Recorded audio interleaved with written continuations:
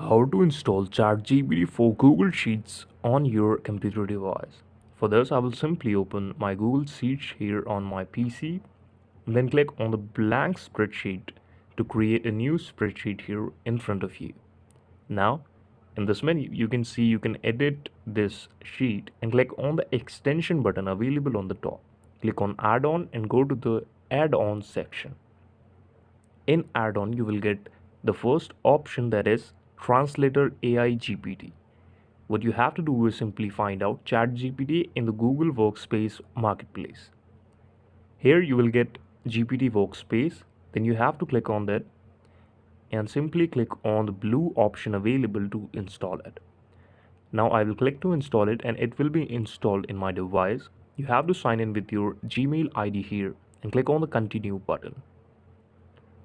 Here, allow all the permissions of your file here. Simply click on the allow button and then it will redirect you to the page. And yes, you are signed in with the GPT for document sheets. Now, you can simply start using GPT for document sheet slides. It has been installed in my PC. And yes, let's try it in our spreadsheet here. So, yes, this is all set right now, and this is the video. Thank you so much for watching it. Please subscribe to the channel for watching more videos like this.